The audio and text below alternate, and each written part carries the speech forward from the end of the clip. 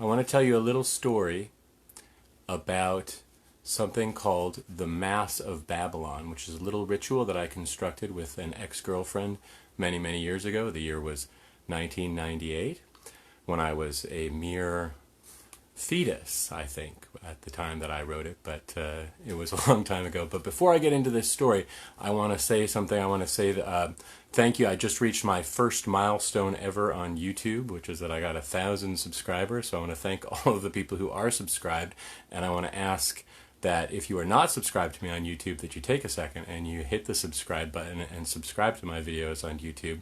And that will inspire me to make more of them and to tell more interesting stories like the one I'm about to tell you. I also want to say that if you are watching this video on Facebook, please share this video to any Thelemic groups that you are part of, because they're going to find this video more interesting than the general public, because this is a Thelemic story.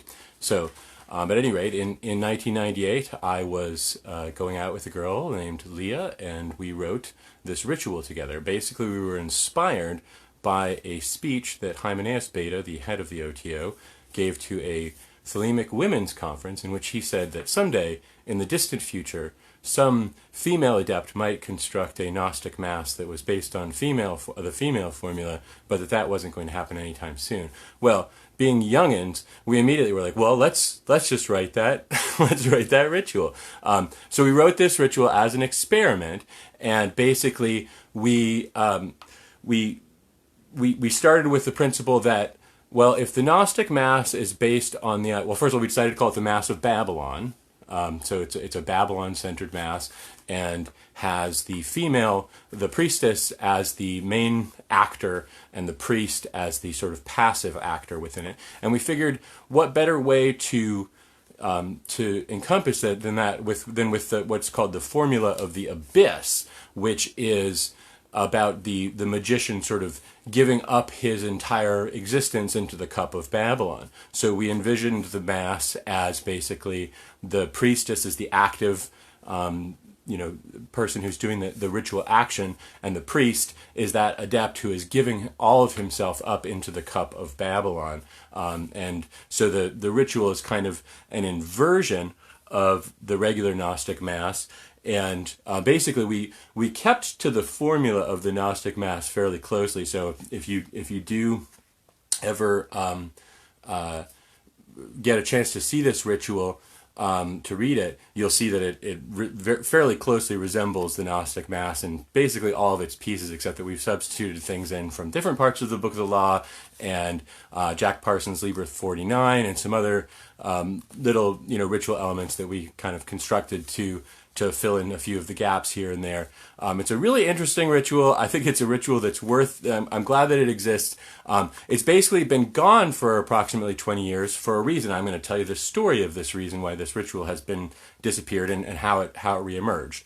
First of all, it reemerged because a gentleman got in touch with me a few weeks ago and said that he had a copy that he'd obtained from back at that time period, but that it was missing a few pages in the center, because it's it's one of those books that's staple bound with and the centermost page was gone from his copy.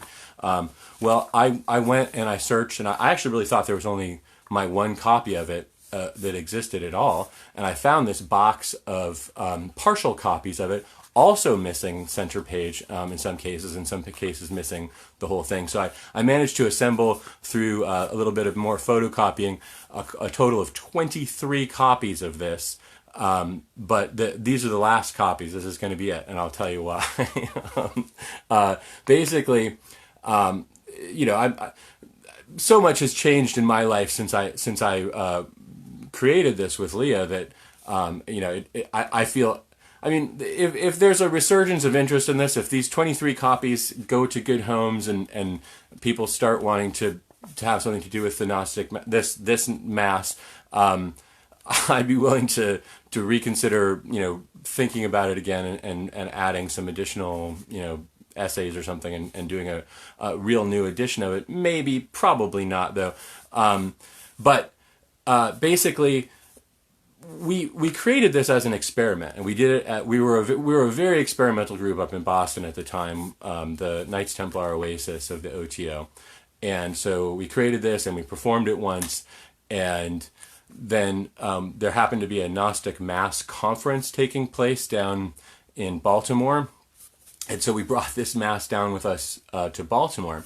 And we made this second run of copies of it at that time. However, in the intervening time between when we were invited to that Gnostic Mass conference and when the thing actually took place, Leah received a mysterious message from Bill Heydrich, who's one of the international officers of OTO, saying, "Hey, I kind of heard that you guys had made a new Gnostic Mass.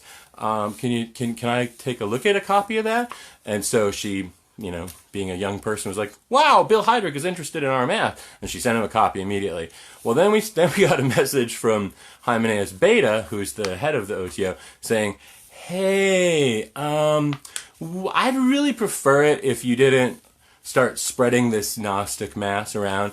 And he said something along the lines of certain writings take on, I can't remember exactly, but something along the lines of certain writings take on the nature of being inspired, and I don't really think this is, and so I don't really think you should be spreading it around.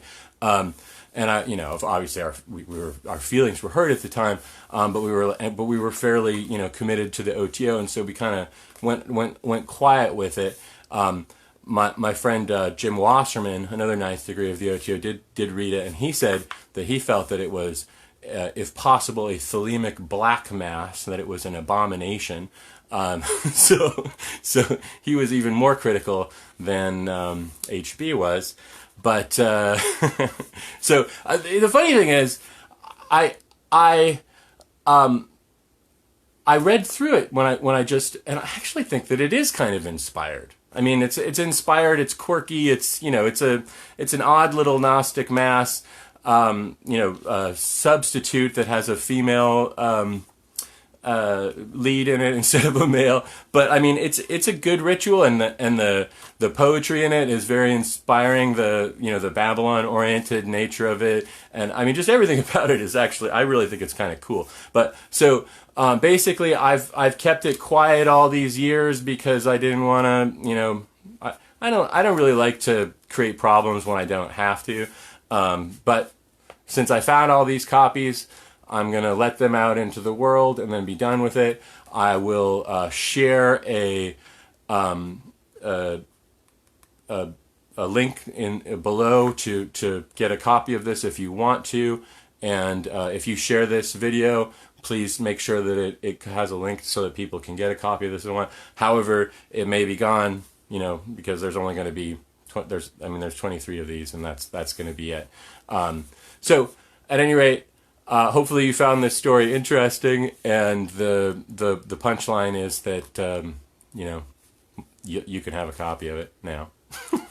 So subscribe to my channel on YouTube, and thank you for those of you who already did, the 1,000 of you that are already subscribed to me on YouTube, and share this video in all your Thelemic groups and see if you can get some angry conversations starting there about the heresy that is Jason Augustus Newcomb's Mass of Babalon. And you can get a copy of it. There's very few limited available, but you can get a copy of it for the moment. And I'll talk to you again soon.